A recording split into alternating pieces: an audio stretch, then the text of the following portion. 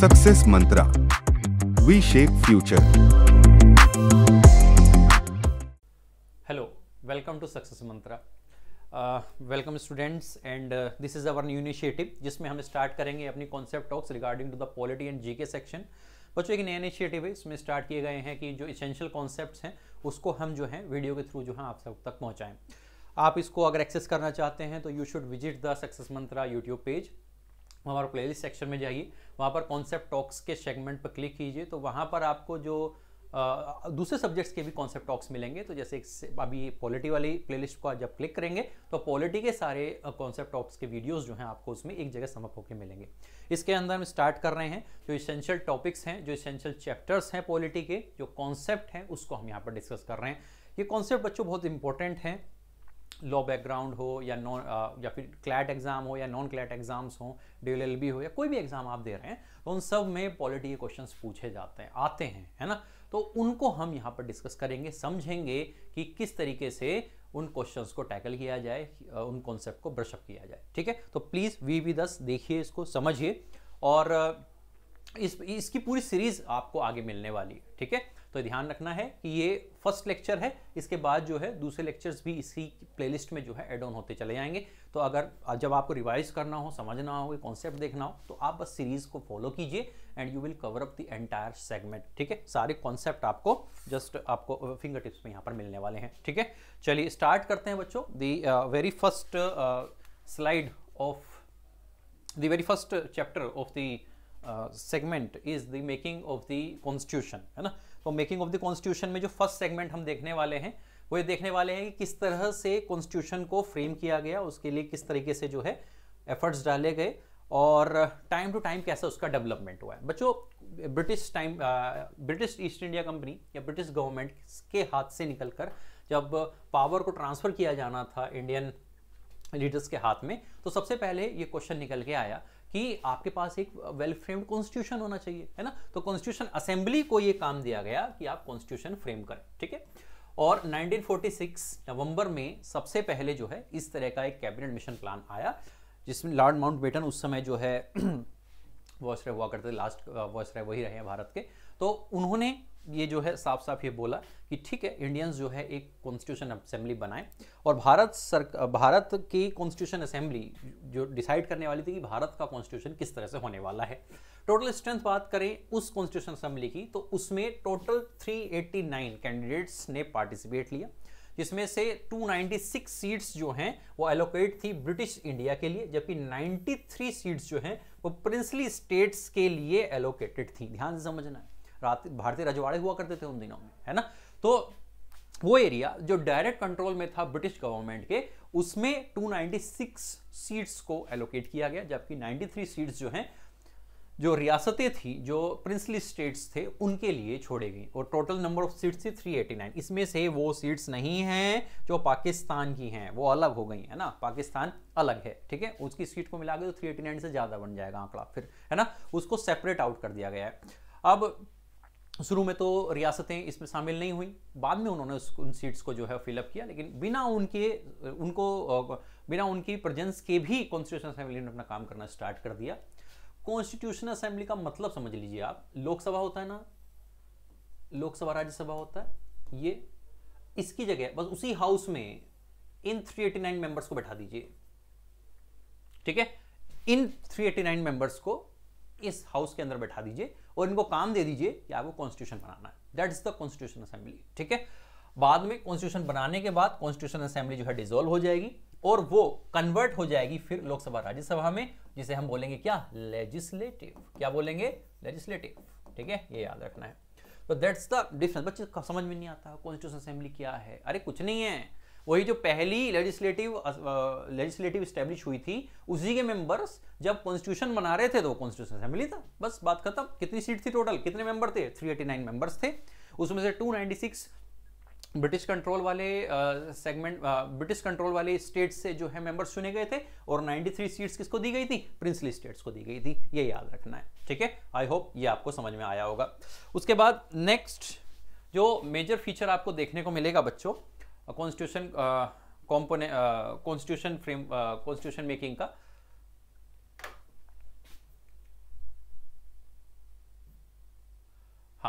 वो आपको देखने को मिलेगा कि डिमांड सबसे पहले कब स्टार्ट हुई कॉन्स्टिट्यूशन असेंबली की। बच्चों जो सबसे पहले डिमांड करी तो एक पर्सन हुआ करते थे एम.एन. रॉय, ठीक है, एम.एन. रॉय, ठीक है। 1934 में ही आइडिया उन्होंने propound किया कि एक कॉन्स्टिट्यूशन होना चाहिए, इंडिया का अपने कॉन्स्टिट्यूशन होना चाहिए, हम कब तक ब्रिटिश के अंदर में रहेंगे, है ना। तो 1934 में सबसे पहले उन्होंने एक कॉन्सेप्ट रखा। 1935 में इंडियन नेशनल कांग्रेस ने पहली बार ऑफिशियली ये डिमांड करी कि एक कॉन्स्टिट्यूशन असेंबली बनाई जाए और वो कॉन्स्टिट्यूशन असेंबली इंडियंस के लिए कॉन्स्टिट्यूशन बनाएगी। ऑब्वियसली बात है, ब्रिटिश इस बात से खुश नहीं थे, तो उन्होंने इसको हाँ करने से मना कर दिया। फिर एक लड़ाई चली है, लंबी लड़ाई चली, उसके बाद जब हम इंडिपेंडेंट होंगे तब जाकर कॉन्स्टिट्यूशन असेंबली बनेगी। 1938 में ही जवाहरलाल नेहरू ने भी आईएनसी के बिहाफ में डिक्लेयर किया कि हमें एक अपना सेपरेट कॉन्स्टिट्यूशन चाहिए। कनाडा में, ऑस्ट्रेलिया में, जगह जगह, ब्रिटेन वगैरह सब जगह आपका अपना अपना कॉन्स्टिट्यूशन है, अपने हिसाब से बना हुआ। तो इंडिया में भी अगर आप ब्रिटिश अगर यहाँ पर हैं तो यहाँ का रूल ऑफ लॉ इंडियंस के हिसाब से होना चाहिए, है ना। और उसके लिए कॉन्स्टिट्यूशन बनाना पड़ेगा और वो कॉन्स्टिट्यूशन असेंबली बनाने की जो जिम्मेदारी है वो इंडियंस के हाथ में होनी चाहिए, इंडियंस ही उसे बनाए, ऐसा डिमांड किया गया। तो the very first essential concept जो आपको याद रखना है कॉन्स्टिट्यूशन असेंबली से रिलेटेड कि सबसे पहले आइडिया propound किसने किया है, तो एम.एन. रॉय ने 1934 में उसको बैकिंग दिया, 1938 में जाकर जवाहरलाल नेहरू ने, ठीक है। तो ये याद रखना है। उसके बाद प्रिंसली स्टेट्स, उसके बाद जैसे मैंने बताया कि प्रिंसली स्टेट्स डायरेक्टली जो है सीधे पहली बार में उसमें शामिल होने से मना कर दिया था उन्होंने कॉन्स्टिट्यूशन असेंबली की बैठक मीटिंग्स में। लेकिन बाद में जाकर जब उन्हें लगा कि कोई ऑप्शन नहीं है, इंडियन कॉन्स्टिट्यूशन बन रहा है, तो बाद में उन्होंने जो है अपनी सीट्स जो उनको एलोकेट की गई थी उसको जो है उन्होंने एक्सेप्ट किया, ठीक है, याद रखना है। बच्चों इसमें जो एक सेगमेंट मुझे आपको ये बताना है कि सीट्स का जो एलोकेशन हुआ था, जो सीट्स का एलोकेशन हुआ था वो डिवाइड किया गया था 3 मेजर प्रिंसिपल कम्युनिटीज के बीच में। प्लीज इस पे ध्यान रखिएगा, 3 प्राइमरी जो कम्युनिटीज थी उनके बीच ही टोटल सीट्स का मैंने आपको याद करिए 389 सीट्स बताई, उसमें से 93 प्रिंसिपल स्टेट्स की होंगी, बाकी बची हुई किसकी थी, वो जो डायरेक्ट कंट्रोल एरिया था ब्रिटिश का उसके अंदर जो सीट्स थी, उन सीट्स को हमने इन 3 कैटेगरी में डिवाइड किया कि कितनी सीट्स मुस्लिम की होंगी, कितनी सिख्स की होंगी, कितनी जनरल की होंगी, ठीक है, याद रखना है। ये 3 कैटेगरी बनाई गई थी, ठीक है। तो टोटल सीट्स को इन 3 सेगमेंट में डिवाइड किया गया, ओके। देखो एक पूना पैक्ट हुआ था बच्चों, और पूना पैक्ट के बाद से जो सेपरेट इलेक्टोरल था वो डिसॉल्व हो गया, उसकी कोई जरूरत नहीं बची थी। तो इसीलिए 3 ही कैटेगरी बस बनाई गई उस दौरान। एक बनाई गई मुस्लिम्स सेगमेंट के लिए, क्योंकि देखिए बहुत वॉलेटाइल सिचुएशंस थी उन दिनों, है ना, और जो मुस्लिम भाई यहाँ पर रहना चाहते थे वो सेफ भी फील करें, है ना। तो इसलिए एक सेपरेट कोटा डिसाइड किया गया मुस्लिम्स लोगों के लिए as well as for 6 sections, and फिर एक कैटेगरी बना दी गई जनरल की, और जनरल में जो है बाकी सभी सीट्स को जो है वो एलोकेट किया गया, रखा गया, ठीक है। अब बात कर रहे हैं कि कॉन्स्टिट्यूशन असेंबली की वर्किंग कैसे थी। तो पहली मीटिंग स्टार्ट हुई दिसंबर 1946, 9 दिसंबर 1946 को, है ना। मुस्लिम लीग ने इसका सीधे सीधे बॉयकॉट किया, क्योंकि मुस्लिम लीग किसकी लीडरशिप में, तो जिन्ना जी की लीडरशिप में सेपरेट नेशन की डिमांड कर रहे थे, तो वो इसमें शामिल ही नहीं हुए, है ना। तो वो पाकिस्तान की डिमांड कर रहे थे। तो उसके बाद 211 मेंबर्स ने ही केवल इस मीटिंग को अटेंड किया। सच्चिदानंद सिन्हा, ये बहुत बहुत बहुत इंपॉर्टेंट फैक्ट है, इसको आप घोल के पी जाइए, है ना। डॉक्टर सच्चिदानंद सिन्हा को क्योंकि वो सबसे उम्र दराज व्यक्ति थे, सबसे उम्र दराज मेंबर थे, उनको इलेक्ट किया गया temporary president of the assembly. और उनका काम था कि आप जो है फ्रेंच प्रैक्टिस के जैसा आप क्या कीजिए, इलेक्शन करवाइए, कॉन्स्टिट्यूशन असेंबली के हेड को चुनिए। और उसके बाद उन्होंने इलेक्शन करवाया, और इलेक्शन में चुने गए, कौन चुने गए, तो डॉक्टर राजेंद्र प्रसाद, है ना। डॉक्टर राजेंद्र प्रसाद जो आगे चल के भारत के पहले प्रेसिडेंट भी बने, उनको हेड चुना गया कॉन्स्टिट्यूशन असेंबली का। याद रखना है। सच्चिदानंद सिन्हा को ऐसा समझ लीजिए जैसे आज भी होता है ना, जब नई सरकार चुन के आती है तो नई सरकार के जो स्पीकर होते हैं लोकसभा में, या फिर आप असेंबली में बात करें, लेजिस्लेटिव असेंबली में, वहां भी तो जो एमएलए चुन के आते हैं उसमें से जो स्पीकर चुना जाता है, उसका इलेक्शन कराने के लिए एक टेम्परेरी स्पीकर को हायर किया जाता है ना, है ना, कार्यकारी उसे बोलते हैं, एक्टिंग, है ना। तो वो प्रोटेम स्पीकर, आपने नाम सुना होगा, तो प्रोटेम स्पीकर जैसा ही तो सच्चिदानंद सिन्हा की को भी वही अपॉइंटमेंट दिया गया। उनका काम था कि आप क्या काम कीजिए, आप इलेक्शन के थ्रू ये कॉन्स्टिट्यूशन असेंबली के हेड का चुनाव कराइए। उन्होंने चुनाव कराया और डॉक्टर राजेंद्र प्रसाद को उस पोस्ट के लिए चुना गया। ठीक है, ये याद रखना है। ओके, ये देखिए यहां पर ये फैक्ट लिखा हुआ है, Rajendra Prasad was elected as the president of the assembly, है ना। अब देखो उसी तरह हमने एच.सी. मुखर्जी को और वी.टी. कृष्णमाचारी जी को भी इलेक्ट किया vice president and assembly and the vice president के तौर पर जो है इन दोनों को चुना गया। अगर डॉक्टर राजेंद्र प्रसाद वहां नहीं होंगे तो उनकी अब्सेंस में एच.सी. मुखर्जी और वी.टी. कृष्णमाचारी जो हैं मीटिंग को क्या करेंगे, एड्रेस करेंगे, अटेंड करेंगे। काम क्या है, कॉन्स्टिट्यूशन बनाने का। काम क्या है, कॉन्स्टिट्यूशन बनाने का। साथ ही साथ बच्चों एक बात और याद रखनी है, जब ये कॉन्स्टिट्यूशन असेंबली काम कर रही थी कॉन्स्टिट्यूशन मेकिंग का, तो साथ ही साथ लेजिस्लेटिव भी अपना काम कर रही थी लॉ बनाने का। और उसमें जीवी मावलंकर जी स्पीकर की हैसियत से शामिल होते थे। तो जब कॉन्स्टिट्यूशन की बैठक होती थी, कॉन्स्टिट्यूशन मेकिंग की बैठक होती थी, कॉन्स्टिट्यूशन असेंबली की बैठक होती थी, मीटिंग होती थी, तो लीड करते थे डॉक्टर राजेंद्र प्रसाद, है ना। और उनके अब्सेंस में एच.सी. मुखर्जी और वी.टी. कृष्णमाचारी। और जब लॉ बनाने की बात होती थी, लेजिस्लेटिव तौर पर फंक्शन किया करती थी वही कॉन्स्टिट्यूशन असेंबली, तब जीवी मावलंकर उसको लीड किया करते थे। ये याद रखना, ये फैक्ट अपने दिमाग में याद रखना है। दोनों अलग अलग हैं, ठीक है। कॉन्स्टिट्यूशन असेंबली के हेड रहे हैं डॉक्टर राजेंद्र प्रसाद, जबकि लेजिस्लेटिव के जो फर्स्ट स्पीकर रहे वो कौन रहे, जीवी मावलंकर जी, ठीक है। गणेश मावलंकर नाम याद रखना है। ऑब्जेक्टिव रिजोल्यूशन दिया गया डॉक्टर पंडित जवाहरलाल नेहरू ने ये ऑब्जेक्टिव रिजोल्यूशन रखा और उन्होंने साफ साफ बोला 13 दिसंबर 1946 को ये रिजोल्यूशन उन्होंने हाउस के सामने रखा और उसमें उन्होंने हिस्टोरिक अपने ऑब्जेक्टिव रिजोल्यूशन में ये साफ साफ बोला कि हम किस तरह का भारत बनाना चाहते हैं, ऐसा क्या, किस तरीके के भारत को हम शेप देना चाहते हैं, वो उन्होंने बताया। एक ऐसा भारत बनाना चाहते हैं जहां पर जो डेमोक्रेटिक हो, रिपब्लिक हो, है ना, जहां पर सबको जस्टिस मिले, है ना। भारत की प्रियम्बल, जो कॉन्स्टिट्यूशन की प्रियम्बल है ना, उसको उठा लीजिए, लगभग मैक्सिमम चीज रिजेंबल होती नजर आएंगी ऑब्जेक्टिव रिजोल्यूशन से। तो ऑब्जेक्टिव रिजोल्यूशन में मैक्सिमम वही पॉइंट्स थे जो आगे चलकर प्रियम्बल में शामिल हुए हैं, ठीक है। तो ऑब्जेक्टिव रिजोल्यूशन के थ्रू जवाहरलाल नेहरू जो बाद में आगे चल के पहले पीएम ही बनेंगे देश के, उन्होंने बताया कि हम किस तरह के का भारत बनाना चाहते हैं, ठीक है। तो वो ऑब्जेक्टिव रिजोल्यूशन कुछ और नहीं था, एक खाका था, एक स्केच था जो ये बताता कि हमारा कॉन्स्टिट्यूशन कैसा होने वाला है।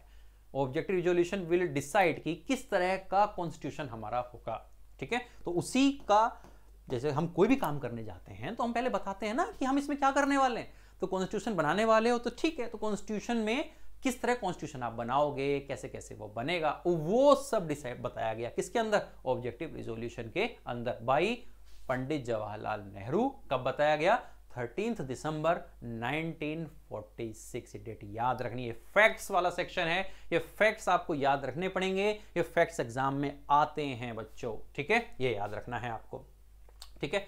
आगे कुछ और फंक्शंस भी हैं जो परफॉर्म किए उस समय कॉन्स्टिट्यूशन असेंबली ने, देखते हैं कौन कौन से हैं। तो देखो, जैसे कि एक फंक्शन परफॉर्म किया गया कि कॉमनवेल्थ की मेंबरशिप दी गई भारत को। और सीधे से क्वेश्चन पूछता है, बताइए भारत कॉमनवेल्थ का मेंबर कब बना, तो मई 1949 को इंडिया जो है कॉमनवेल्थ का मेंबर बना। कॉमनवेल्थ क्या है, तो ब्रिटेन ने जिन जिन एरिया में रूल किया है, तो वर्ल्ड वॉर 2 के बाद जब वो खाली करके गया उन सारी कॉलोनीज को, तो उसने उन सबको मिलाकर एक ऑर्गेनाइजेशन बनाया जिसको वो कॉमनवेल्थ बोलता है, ठीक है।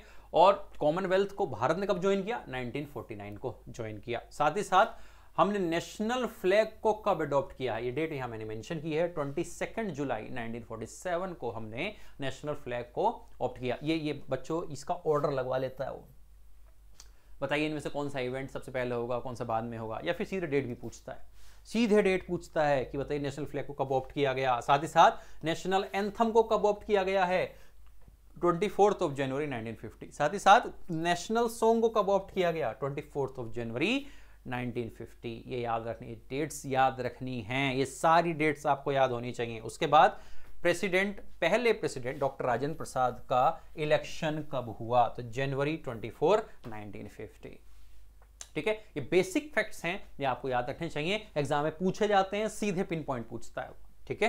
प्लीज इन सारे क्वेश्चंस को तैयार करिएगा आप, ठीक है, यहाँ मैंने मेंशन किए हैं कॉमनवेल्थ का कब मेंबर बना भारत, नेशनल फ्लैग को कब हमने ऑप्ट किया है, नेशनल एंथम, नेशनल सॉन्ग, पहले जो प्रेसिडेंट रहे हैं वो कब उन्होंने ओथ ली। ठीक है, तो ये सारे फैक्ट्स क्यों इंपॉर्टेंट है समझना है। फ्लैग बना लिया मतलब आइडेंटिटी हो गई, कॉमनवेल्थ के मेंबर बन गए, हम इंटरनेशनल कम्युनिटी में हमारा रिप्रेजेंटेशन हो गया, नेशनल सॉन्ग, नेशनल एंथम, अपने कंट्रीज का एक सोवरन मोटो क्या है हमारा उसको हम बता सकते हैं। डॉक्टर राजेंद्र प्रसाद को नेट किया मतलब हम रिपब्लिक हो गए, याद रखना है। डेमोक्रेसी 1947 में अगर हमें आई है, उसके बाद आई है, तो रिपब्लिक हम 1950 में हुए हैं। ठीक है, 26 जनवरी 1950। ठीक है, तो याद रखना है। तो ये सब इंडिकेशन है, ये एक तरीके का मैसेज है, और ये मैसेज क्वेश्चन के फॉर्म में वो आपसे पूछ सकता है। ठीक है, तो ये आपको पता होना चाहिए। आगे बढ़ते हैं। इन सब में कॉन्स्टिट्यूशन असेंबली के लगभग 11 सेशन हुए बच्चों, 11 सेशन हुए, और लगभग 2 साल 11 महीने 18 दिन इसमें टोटल टाइम पीरियड लगा।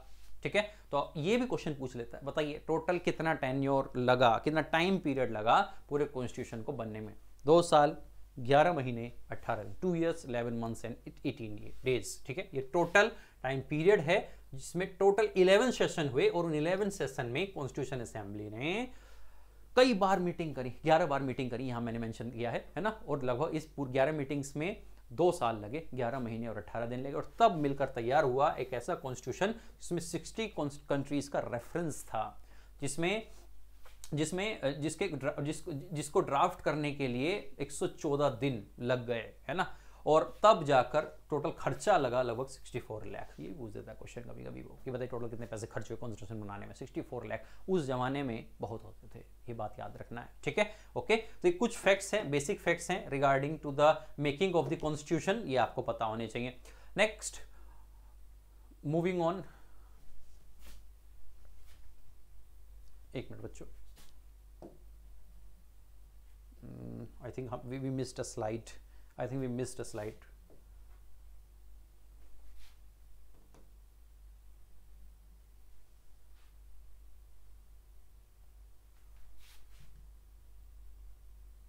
I think we missed a slide. Okay, just give me 1 minute. Yes, this one. Okay. Okay. Next slide is. Okay, next slide is major communities. देखिए बच्चों, जब भी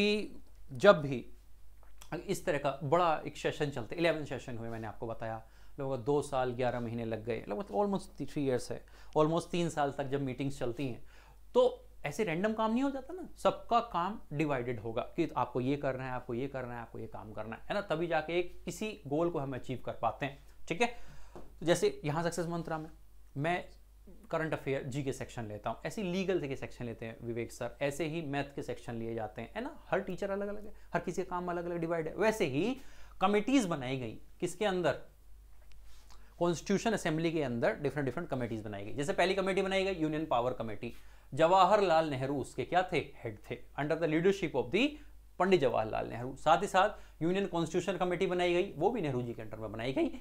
साथ ही साथ प्रोविंशियल कॉन्स्टिट्यूशन कमेटी के लिए सरदार पटेल को हेड चुना गया। ड्राफ्टिंग कमेटी, ये बहुत पूछा जाता है ना, डॉक्टर BR अम्बेडकर की लीडरशिप में बनाई गई। कॉन्स्टिट्यूशन बनाने का काम इनका था, है ना।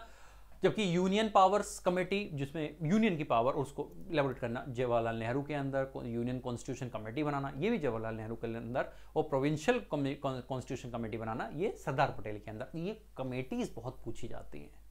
साथ ही साथ एडवाइजरी कमेटी भी बनाई गई, जो फंडामेंटल राइट इन सब सेगमेंट पर जो है एडवाइस करने का काम करेगा, और ये सरदार पटेल की लीडरशिप में काम करती थी। तो बच्चों, ये कुछ इंपॉर्टेंट मेजर कमेटीज हैं जिसके बारे में आपको पता होना चाहिए, पता ही होना चाहिए, इसमें कुछ इफ एंड बट नहीं है, ये याद ही करनी है, सीधे पूछा जाता है, ना जाने कितनी बार पूछी जा चुकी है कमेटियां, इन कमेटियों को खुद नहीं पता हम इतनी बार आ चुके, कितने एग्जाम्स में आ चुके हैं।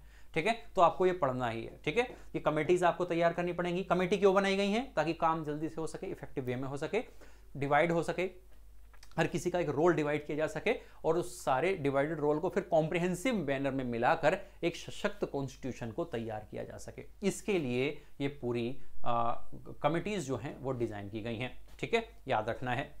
चलिए, अगला जो है वो है कुछ और कमेटीज, जैसे फंडामेंटल राइट कमेटी बनाई गई, किसके अंदर, JB कृपलानी के अंडर बनाई गई। फंडामेंटल राइट्स से रिलेटेड एक सब कमेटी डिजाइन की गई। साथ ही साथ माइनॉरिटीज के राइट को कोई नुकसान ना हो उसके लिए एच.सी. मुखर्जी की लीडरशिप में एक कमेटी बनाई गई।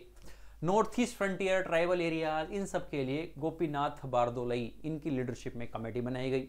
साथ ही साथ जो एवी ठक्कर की लीडरशिप में एक सब कमेटी बनाई गई जो पार्शियली एक्सक्लूडेड एरियाज थे, खासकर नॉर्थ ईस्ट वाला असम वाला सेगमेंट है ना, तो उन सब के लिए भी एक कमेटी बनाई गई। साथ ही साथ नॉर्थ वेस्ट ट्राइबल एरिया के लिए भी एक कमेटी डिजाइन की गई। तो ये कमेटीज आपको देखनी है, इन कमेटीज से क्वेश्चन बनते आए हैं, आगे भी बनेंगे। कौन सी कमेटी किससे रिगार्डिंग थी ये पूछा जाता है, ठीक है, तो ये आपको याद रखना है, ये क्वेश्चंस जो है वो पूछे जाते हैं बच्चों, ठीक है। तो मेजर कमेटीज को यहां मैंने मेंशन किया है, आप मैक्सिमम कमेटीज को आप जो है बच्चों वो लर्न करें, देखें। एक कमेटी है रूल ऑफ प्रोसीजर, कैसे हाउस चलेगा, कॉन्स्टिट्यूशनल असेंबली कैसे चलेगी। तो भैया जो लीडर जो हेड चुना गया है असेंबली का, वही तो उस रूल्स प्रोसीजर कमेटी का हेड होगा। तो डॉक्टर राजेंद्र प्रसाद कौन होंगे? डॉक्टर राजेंद्र प्रसाद। जैसे आज के टाइम पर लोकसभा कैसे चलेगी कौन डिसाइड करता है? ओम बिरला जी, ठीक है, वही करते हैं ना डिसाइड, है ना, तो वही डिसाइड करते हैं ना ओम बिरला जी, क्योंकि स्पीकर वही है। तो वैसे ही कॉन्स्टिट्यूशन असेंबली कैसे चलेगी, क्या रूल होगा, क्या प्रोसीजर होगा, उसके लिए कमेटी बनाई गई डॉक्टर राजेंद्र प्रसाद के अंदर। साथ ही साथ स्टेट कमेटी बनाई गई, जैसे कि निगोशिएट करने के लिए, स्टेट से निगोशिएट करने के लिए कमेटी बनाई गई। जवाहरलाल नेहरू, बच्चे कंफ्यूज हो जाते हैं इसमें कि यार ये सरदार पटेल, ना सरदार पटेल नहीं है, पीएम कौन थे? पीएम थे नेहरू जी, तो उनकी लीडरशिप में बनेगी, है ना। होम मिनिस्टर थे सरदार पटेल, जैसे अमित शाह जी और पीएम मोदी साहब। तो कमेटी अगर बनेगी तो किसकी लीडरशिप में बनेगी? ऑब्वियसली बात है बड़े वाले की लीडरशिप में बनेगी ना, और बड़े पोस्ट में कौन है? तो पीएम मोदी साहब है, तो नाम उन्हीं का आएगा।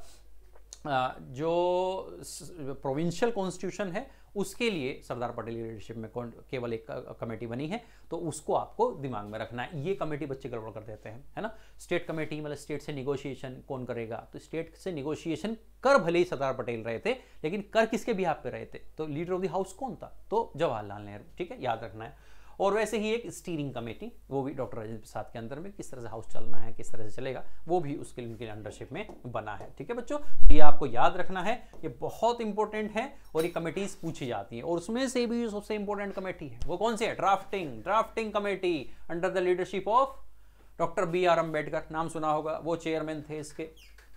Doctor B R. अम्बेडकर क्या थे? चेयरमैन थे। उनके अलावा 6 मेंबर और थे, टोटल 7 मेंबर हैं। सातों के नाम याद होने चाहिए, ठीक है। एक का नाम है अयंगर साहब, गोपाल स्वामी अयंगर जी। एक है अय्यर साहब, अल्लादीश कृष्ण स्वामी अय्यर। तो ये देखिए, ये नाम पता कैसे पूछ, क्वेश्चन सातों नाम ना याद रखने क्यों जरूरी? देखो इनका नाम तो पूछा ही जाएगा, चेयरमैन जो है, बाकी का नाम कैसे यूज होगा? तो क्या काम करेगा? क्वेश्चन बना देगा, इनमें से कौन सा मेंबर ड्राफ्टिंग कमेटी का मेंबर नहीं था। 3 नाम सही डालेगा, 1 नाम गलत डालेगा। तो अगर आपको याद ही नहीं है, पूरे नाम आपने याद ही नहीं करे हैं, तो आप कैसे उसको मार्क कर सकते हैं? नहीं कर पाएंगे ना आप मार्क। इसीलिए आपको सातों के नाम याद होने चाहिए। चौथा पर्सन थे डॉक्टर के.एम. मुंशी, 5वें थे सादुल्ला जी, मोहम्मद सादुल्ला जी, 6 थे माधव राव। ये आए थे बी.एल. मित्र की जगह से, क्योंकि उनकी तबीयत थोड़ी खराब थी। और एक थे टी.टी. कृष्णामाचारी जी, जिन्होंने रिप्लेस किया था डी.पी. खेतान को, क्योंकि उनकी 1948 में डेथ हो गई थी, ठीक है। तो देखो वैसे तो 7 हैं, लेकिन ये 2 और हैं, तो टोटल 9 मेंबर्स रहे हैं ड्राफ्टिंग कमेटी में। एक हट गए थे तबीयत खराब की वजह से, और एक की डेथ हो गई थी। तो इन दोनों को भी याद रखना है, बी.एल. मित्र और डी.पी. खेतान याद रखना है ना। टोटल 9 मेंबर हैं, जिसमें से 7 ने लास्ट तक काम किया, 2 एक की डेथ हो गई, और एक जो है थोड़ी बीमारी की वजह से उन्होंने छुट्टी लेनी पड़ी, ठीक है। तो ये याद रखना है आपको, बेसिक फैक्ट्स हैं। नेक्स्ट है enactment to the constitution. Constitution का इनेक्टमेंट कब किया गया सब जानते हैं, डेट सबको पता है। 4 नवंबर 1948 को पहली रीडिंग हुई, और उसके बाद जो सेकेंड रीडिंग हुई है वो हुई है 15 नवंबर 1948 को, जो एंड हुई 17 अक्टूबर को चल के। उसके बाद थर्ड एक और रीडिंग होगी, और थर्ड रीडिंग के बाद ऑप्ट किया जाएगा कॉन्स्टिट्यूशन को फाइनली कब? 26 नवंबर को। 1 मिनट, आई थिंक, अच्छा 1 मिनट, स्लाइड्स आई थिंक आगे पीछे हो गई बच्चों। ये रहा, ये वाली स्लाइड्स है, वो स्लाइड्स थोड़ी पहले आ गई। उसके बाद थर्ड रीडिंग हुई, थर्ड रीडिंग के बाद जो है फाइनली 26 नवंबर 1949 को ऑप्ट कर लिया गया। किसको ऑप्ट कर लिया गया? इंडिया के कॉन्स्टिट्यूशन को, ठीक है। टोटल 299 मेंबर्स याद करो, है ना। टोटल 299 मेंबर्स थे, उसमें से उस दिन जिस दिन 26 नवंबर था, 284 लोग आए हुए थे, उन्होंने उस पर सिग्नेचर किया और भारत का कॉन्स्टिट्यूशन क्या हो गया, एक्सेप्ट कर लिया गया। ठीक है, याद रखना है 26 नवंबर 1914 को। हाँ, तो उसी याद में जो है बच्चों हम 26 नवंबर को कॉन्स्टिट्यूशन डे मनाते हैं। क्या मनाते हैं, कॉन्स्टिट्यूशन डे मनाते हैं। आज भी कॉन्स्टिट्यूशन डे मनाया जाता है। ठीक है, तो अगर आपसे पूछा जाए कॉन्स्टिट्यूशन डे कब मनाया जाता है तो आंसर क्या रहेगा, 26 नवंबर। ठीक है, ये याद रखना है। चलिए नेक्स्ट इंपॉर्टेंट फैक्ट्स कुछ देखेंगे। इंपॉर्टेंट फैक्ट्स ये रहे उस दौरान कॉन्स्टिट्यूशन असेंबली के कि elephant was adopted as the symbol of the constituent assembly। constituent assembly का सिंबल क्या था, एलिफेंट था, है ना। ऐसे ही कुछ फैक्ट है कि BN Rao was appointed as the constitution advisor। Legal advisor कौन थे कॉन्स्टिट्यूशन असेंबली के, तो BN राव थे। BN राव को लीगल एडवाइजर अपॉइंट किया गया। ऐसे ही HVR अयंगर साहब को सेक्रेटरी बनाया गया कॉन्स्टिट्यूशन असेंबली का। ऐसे कुछ फैक्ट्स यहाँ मैंने मेंशन करे। प्रेम बिहारी नारायण राय जादा was a calligrapher of the Indian constitution. जो लिखा है कॉन्स्टिट्यूशन, किसने लिखा है, तो लिखा है प्रेम बिहारी नारायण राय जादा जी की हैंडराइटिंग में वो लिखा गया है। कुछ फैक्ट्स हैं, आप तैयार कीजिए इनको। ठीक है, ये इंपॉर्टेंट है आप लोगों के लिए। ठीक है, इन सब फैक्ट से बच्चों क्वेश्चन बनते हैं। ठीक है, तो ये आपको याद करना है। ठीक है, तो ये सारे सेगमेंट्स अगर आप पढ़ के जाते हैं, ये देख के जाते हैं, तो डेफिनेटली आप मैक्सिमम क्वेश्चंस इस चैप्टर से हिट कर पाएंगे। ठीक है, तो ये याद रखना है प्लीज। और ये हमारा फर्स्ट लेक्चर था इसका। इसके बाद जो नेक्स्ट आएगा उसमें हम डिस्कस करेंगे I think may be preamble, और उसमें हम समझाएंगे या तो सैलिएंट फीचर्स डिस्कस करेंगे या फिर प्रीएम्बल डिस्कस करेंगे। ठीक है, तो उसको आप कनेक्ट रहिए, कॉन्सेप्ट टॉक्स को देखते रहिए। तब तक के लिए, नेक्स्ट एपिसोड तक के लिए थैंक यू वेरी मच।